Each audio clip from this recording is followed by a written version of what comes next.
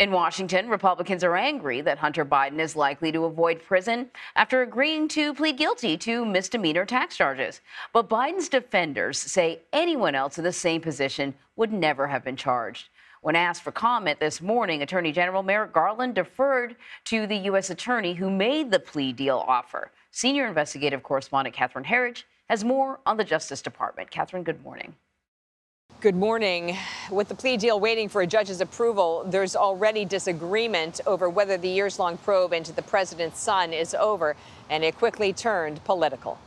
If you are the president's son, you get a sweetheart deal. As soon as Hunter Biden's plea agreement was filed, there was quick reaction on Capitol Hill. They've made him a very good deal, and he sucked it up like a Hoover Deluxe. This to me demonstrates the seriousness of law enforcement under the Department of Justice. 3 charges were filed in a Delaware court.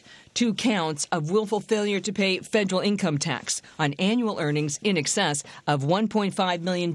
Both are misdemeanors. A 3rd count, possession of a handgun by a drug user, would be dismissed if Biden remains drug-free and commits no additional crimes for 2 years. A source familiar with the term said Biden's legal team expects probation, not jail time, though final approval rests with a judge. I think the judge is going to do what's fair, and I think what's fair is, my client gets on with his life. When asked about the plea deal, President Biden offered a brief response. I'm very proud of my son.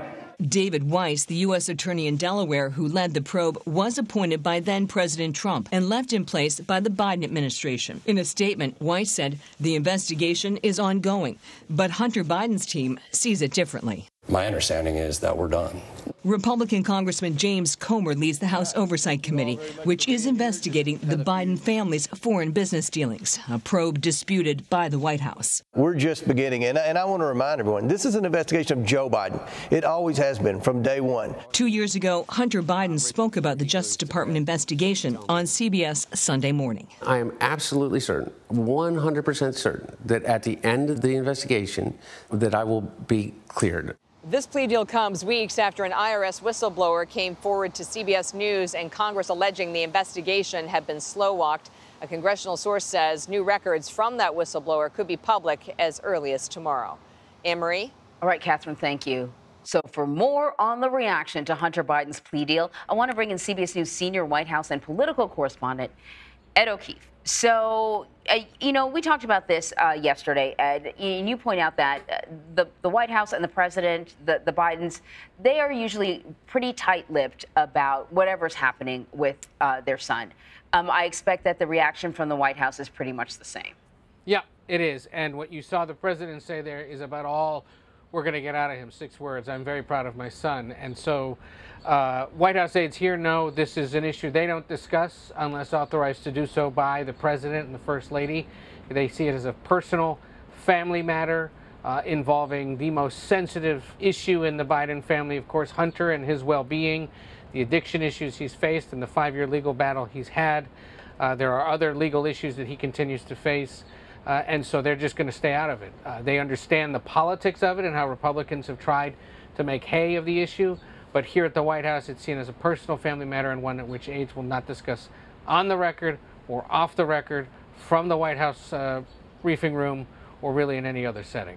So almost immediately yesterday when we got this news, Democrats and Republicans behaved accordingly, as to be expected, with Republicans sort of accusing Hunter Biden of getting away with all sorts of crimes that he's actually hasn't been accused of yet, or at least there hasn't been anything proven yet. But Senator Tim Scott joined Fox News for a town hall, and he weighed in on the Hunter Biden deal. I want to play what he had to say. I worry if we don't have equal justice, Senator. It's dangerous. Let me just say, we all know this, that the big guy has some explaining to do, without any question. Sean, we cannot be the city on the hill if we are not first a nation of law and justice. So House Speaker Kevin McCarthy said, if you are the president's son, you get a sweetheart deal. Have you heard any sort of deviation from this sort of response from any other Republican lawmaker, or is this pretty much what you're hearing? I think the only one we've heard from who was a little less critical was Senator John Kennedy, who we saw in Catherine's report, former trial attorney, who said, look, it's a good deal. If he were my client, I'd have him taking that deal as well. Didn't criticize the Justice Department. Most Republican leadership on the Hill, all the Republican candidates running for president for the most part, with maybe the exception of Chris Christie and Asa Hutchinson, who used to work for the Justice Department, have gone so far as to say, I would fire the FBI Director, Chris Wray. I would want to completely revamp the leadership of the Justice Department and clean it out, both the political and professional staff.